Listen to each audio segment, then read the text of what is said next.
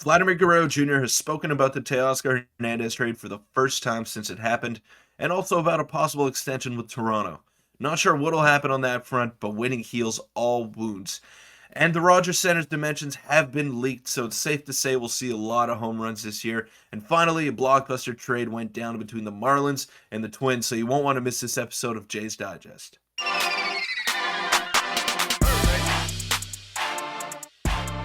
What's up, Jays fans? I'm your host, Peter Vryonis, alongside host Nick Gosse.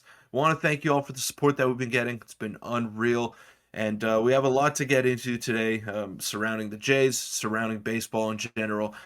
So we'll do that in a sec. Yeah, a lot's went down in the MLB before. Yeah, make sure to hit the subscribe button. We're on the road to 6K subscribers. We're less than 100 away, so it'd mean the world. But let's get right into the first topic, which is Vlad Jr. speaks out on the Jays' moves alongside some extension talks. And he also called out the Yankees a little bit, which we'll have a little discussion on. But this was the first thing that we'll bring up, which is Vlad Jr. on the Blue Jays dealing Hernandez and Gurriel this winter. Quote, "It's a part of the business, and I can't control that. Of course, Teo and Lourdes are great friends of mine and great players, but it is what it is." So, Peter, I guess, what are your thoughts on that? And we kind of just discussed that when the trade went down about how he would feel and how other people feel about it. So that's about the response you'd expect out of him. Yeah, we knew it would be a tough pill to swallow, especially for Vladdy, because he was always around those two guys. You know, they were always at the end of the bench together. And it's not easy just entirely changing a clubhouse culture and going from very fun to very business-like. Now, it's going to be interesting to see how it all plays out. And I'll use a Raptors reference here when they traded DeMar DeRozan away, Kyle Lowry, their star point guard, their, I guess, backbone, you could say, their Achilles heel, was not very happy about it. But as I said in the intro, winning heals all wounds. And I think the Blue Jays are better suited to win with this team than they were last year. So if they go out there and they win a World Series, all of that stuff is going to be forgotten. And Vladdy, it's just going to be business as usual for him. Yeah, and I think he understands that. And, he didn't explicitly say he was upset. He says he understands it's a business. And I think everyone kind of acknowledges that the moves were for the better, especially with the crazy outfield dimensions that it got leaked today. And I don't know, in general, I think it was time to move on for both sides. And we wish them the best, Teoscar and Lourdes. And I think they're going to do well in their own right. But we'll move on to some discussion talks about extension. He said, in town for the winter tour, says, "This year we haven't had conversations yet on a long-term deal. I'm going to stay focused on working hard and let my team take care of that," he added. So what are your thoughts on this? Obviously, we've discussed this a little bit. Someone on Twitter also went on to say, like, if he's open to conversations, do it now because you're not going to get him any cheaper. But I think it's kind of a mutual thing. They both want to wait, especially Vlad. You'd think Vlad would want to wait after having, not the year that he had in 2021 and in 2022. Yeah, exactly. It doesn't make sense for Vladimir Guerrero Jr. to discuss an extension right now at this moment. And it doesn't make sense for the Blue Jays because, as you said, he's not going to get any cheaper. So Vladdy wants to reestablish his value. He wants to show that he's an MVP once again, and I think he's going to go out there and do that in 2023. I mean, there's no reason to think that he's not capable of doing what he did in 2021 again. So I expect him to have maybe not the same level of production, but very similar to that. And he's gonna get a lot of money thrown at him in free agency, whether it be 350, 400 million. It's coming. Yeah, and we both expect a really, another, not breakout necessarily, but a phenomenal year next year, which will help his case in making more money. And I guess, in a sense, help the Blue Jays case as well, just extending him, knowing that he can replicate the year. But a couple more things to follow up with here. These are a general summary from Ben Nicholson-Smith. He says he feels much stronger physically. He will play at the World Baseball Classic. We'll obviously miss Teo and Lourdes, and open to extension with talks with Jays, but none happening now, which is very interesting. And then this is another quote from him, which is very interesting. He says, "I feel a lot stronger than the last couple of years, more flexible." So if Vladdy is feeling stronger than the last couple of years, specifically last year, it kind of, that's exciting to hear because we're about to get into the Rogers Center renovations in a minute, but he might be able to hit 50 home runs next year. Well, that was the big reason why he had a breakout year in 2021. He came in the best shape of his life. He looked more slim. He looked athletic. He didn't look like a liability on the base pass. I mean, he never did. He was always a very good base runner. But, he looked very limber out there and making diving plays at first base. And he really found a home over there. And then in 2022, it just looked like his approach changed a little bit. He wasn't as patient. He was hitting the ball on the ground a lot more. But hey, by all accounts, I mean, if he starts to really hone into his body and figure it out, because he's still 24, right? So if he can figure that out, then he's going to be a monster for maybe the next decade. Yeah, I'm excited for it. And we'll quickly, I don't have a screenshot for it, but he also kind of called out the Yankees a little bit. And so for all Yankees fans out there, he kind of stirred up the fire. I believe he said something along the lines of like, he loves playing against the Yankees, even though he didn't even hit the best against them. It was a super interesting interaction, but he just keeps adding fuel to the fire with with Yankees fans out there on Twitter was going crazy.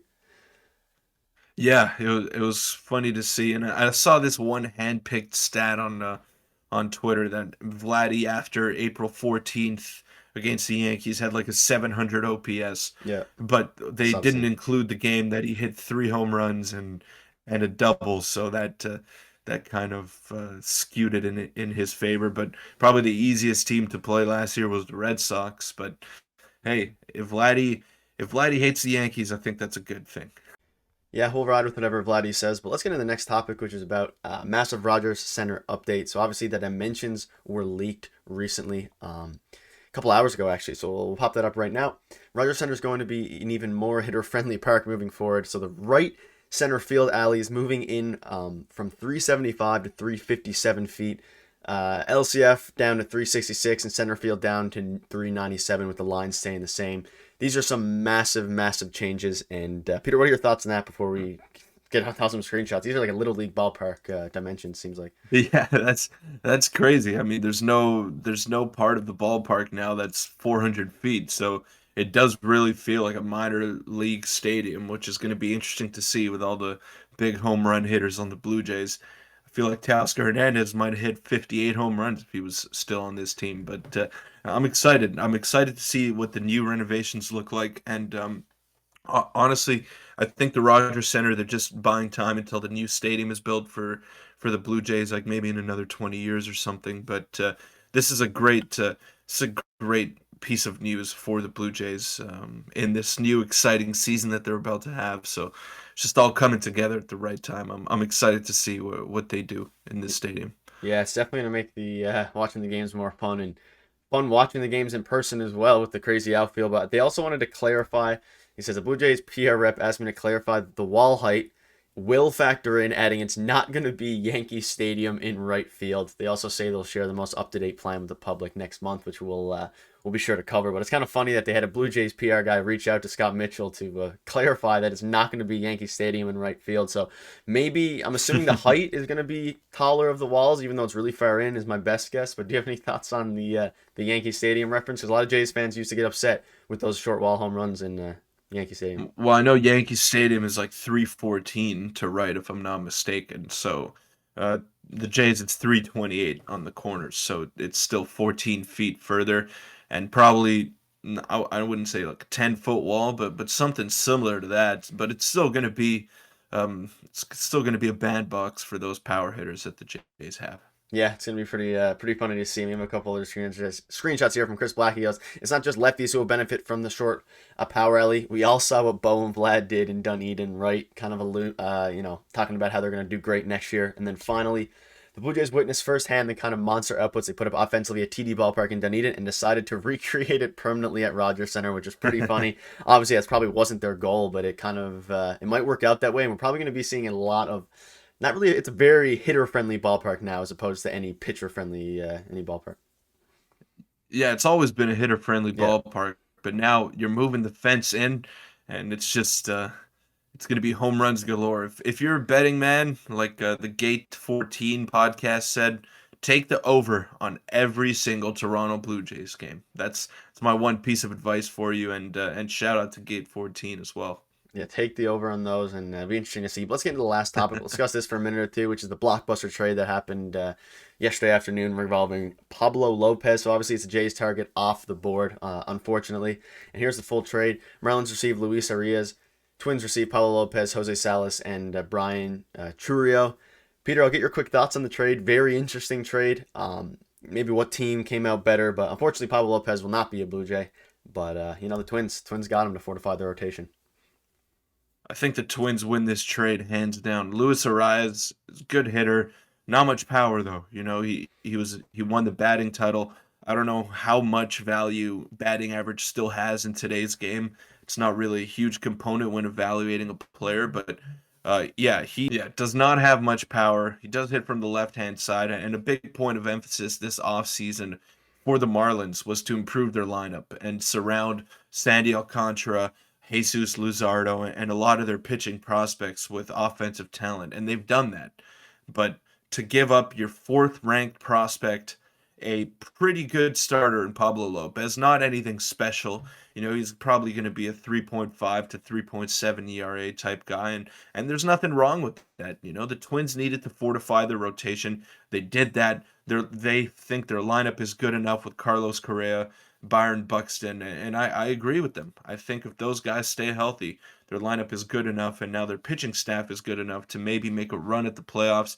Just think it's a huge overpay by Miami, and I don't know. I don't know. It's a lot. It's a big price to pay for just a guy who has no power and pretty average defensively.